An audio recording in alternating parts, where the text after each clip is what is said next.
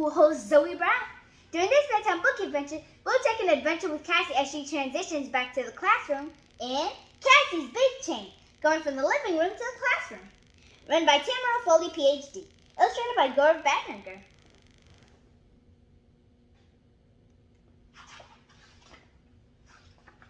Cassie's Big Change. Here's the dedication page.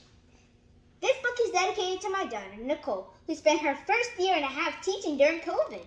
This book is dedicated to all the people who continue to support this writing journey and all the children who experience COVID-19.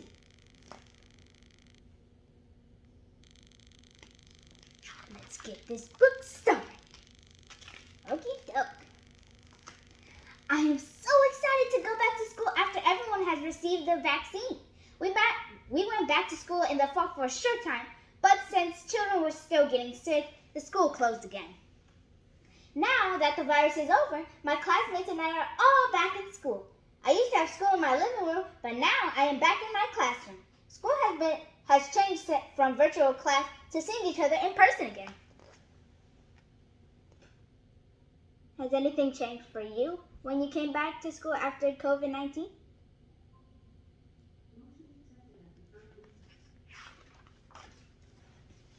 I see my friends every day. It makes me so happy to see them.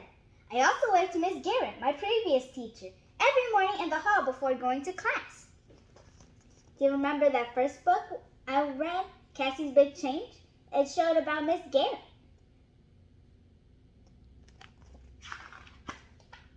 My new teacher is Miss Foley. Miss Foley is very kind, but also highly organized. She encourages the children to write in their journals every day about their feelings. She says, I want to make sure that you are ready to learn. You have to think and focus on school. Write down every feeling you experienced before school that is not good and whoosh it away. Miss Foley has a time each day to speak to her about a problem. This is a private time so other people don't know what you're saying. This is one of the ways she is like Miss Garrett. They both care about us. What's your new teacher like?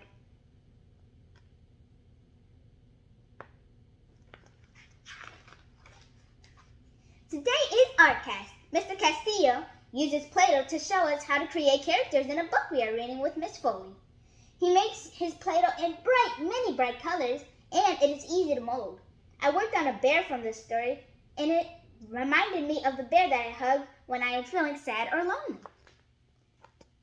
Do you have something like that when you're sad or lonely?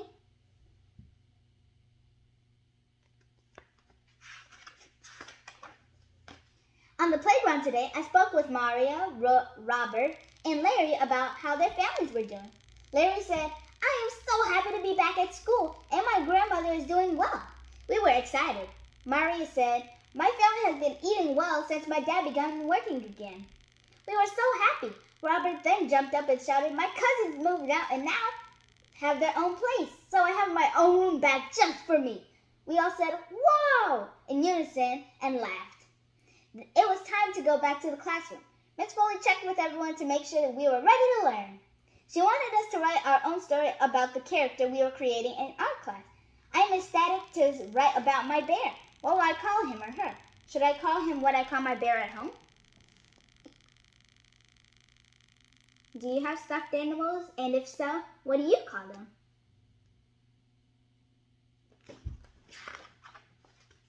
It was time to go home, and Cassie could not wait to tell her mom about the project. She ran into the house and looked for Mom, but she was in the yard. Mom, I have a great project, and I need your help, I shouted. Mom said, Cassie, you are out of breath. What is going on? Mom, I have to write a story about my bear that I'm creating in Mr. Castillo's class. I can't decide what I want to call him or her. Mom said, Cassie, let's think about this. Do you want it to be a girl, or do you want or do you want it to be a boy? Cassie was confused and then said to her mother, I want it to be a girl like me. Great, Mom shouted in excitement. Now, Cassie, what is a girl name that you like? And look, the little bear. She was considering naming her clay bear out of her stuffed bear. Can you see what the name is?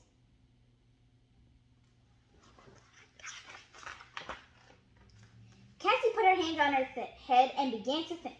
Cassie said, Mom, I would like to name my bear after Granny. What's her real name?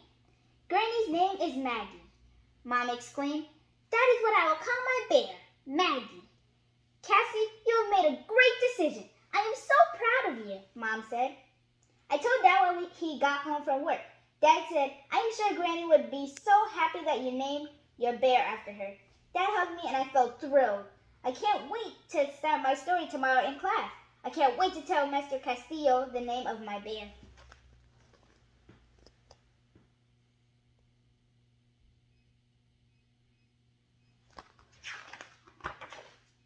The next morning, I saw Mr. Castillo in the hallway on my way to class. I stopped and told Mr. Castillo the name of my bear. I was too excited to wait until art class tomorrow. Mr. Castillo said, Cassie, I cannot wait to see your final bear. I am sure it will be fantastic. You better hurry to class. I thought about my bear all morning. I wrote about it in my journal and expressed how happy I was to begin my story. I really like this page because there are so many colors popping out.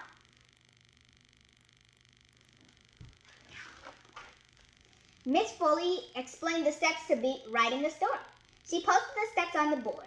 Before we began to write our own stories, we will write one as a class, Miss Foley said. Miss Foley then had us write down any ideas that came to mind about what we may want to write about in our story. She called it pre-writing. She put emotional words on the board so we could use them in our story. It was time to go home. We will work on the story tomorrow. The next day, Miss Foley taught us how to write a topic sentence. We always complete one with her before we write one on our own. I wrote my topic sentence and raised my hand for Miss Foley to check it. Miss Foley nodded her head and smiled. I was happy that I finished a step in writing the story. It was time to go to lunch. After lunch, Miss Foley said, I am so proud of your topic sentences. Now we will complete the next step this afternoon and then work on it again next week. The next step in writing a story is writing down the details or drafting. We went back to all of the ideas we wrote down during our brainstorming. We began to put those ideas into sentences and complete thoughts, so it makes sense. I used a lot of emotional words in my story. When we went home for the weekend, I told Mom and Dad during game night about my story and all the words I used. They were so glad that I was expressing my feelings. We had a group hug and I felt so good about my story. And look, this is a big page and it covers everything that I just read.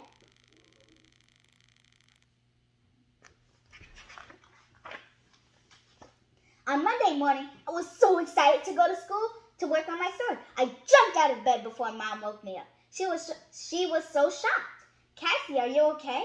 She said, Yes, Mom, I am ready to work on my story at school. I am glad that this story has you eager to write. On the bus to school, I kept thinking about what step we were going to work on today. I could not remember the next step, but I knew Miss Foley would tell us again. Today, we were also going to art class, and I could work on my bear. Today is going to be great. And she has like a little happy word that you can tell yourself every day. Today is going to be great. We wrote in our journal and then we began to work on our story with Miss Foley. First, we had to go over what she had taught us, and then she moved on with taking our sentences and putting them in order. Miss Foley walked around the class and asked us questions to make our story better. Miss Foley said, You all have done well with your story. Put your materials away and get ready for Mr. Castillo. He is proud of how your characters are being created. We went to Mr. Castillo and he sat with each of us and told us how we can make small changes to improve our characters. We all worked hard to do an excellent job on our characters so that Mr. Castillo would be proud of us.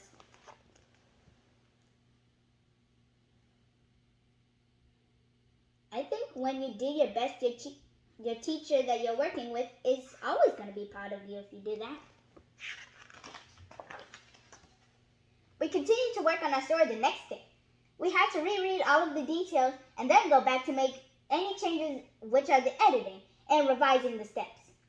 We had to work with a partner, and then Ms. Foley checked them before we could type the final story on the computer.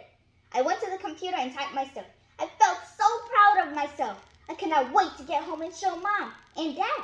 I knew they would also be proud of me and my story.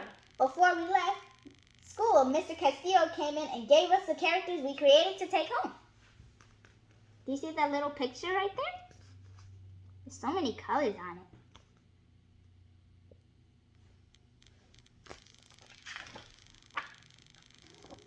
When I ran off the bus, Dad greeted me out the door because Mom was cooking dinner. I said, Dad, would you come into the kitchen with Mom so that I can show you something? Sure, Cassie, Dad replied. I announced to Mom and Dad, I want to read my story to you and show you my bear that I created in class. I am so proud of myself, and I hope you will be proud of me too. I read the story and then my mom and Dad both hugged me. Mom was almost in tears. Dad said, Cassie, we are so proud of you. You have done a very good job with your story and about your brave bear. We like how you used emotional words. You can share it with Granny this weekend. If you were able to hear your story, would you like it?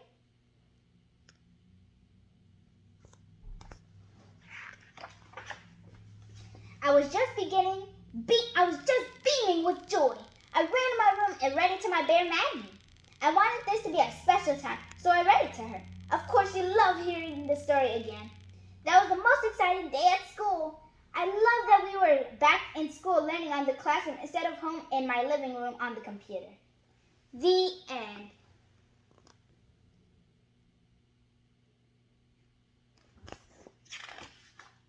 But wait, it also has a page about a whole lot of questions that you can answer. Here, I'll hold it up so you can see it and you can answer it if you want.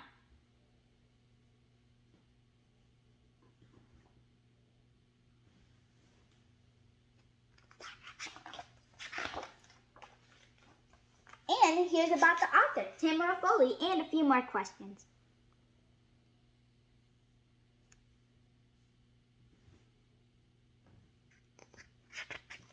The end. That was a great book to show us about how some kids transitioned from their place to their classroom. I'll see you next Wednesday, 8 p.m. Central on Kid Bits or Zoe Brown, Bedtime Book Adventures. Good night.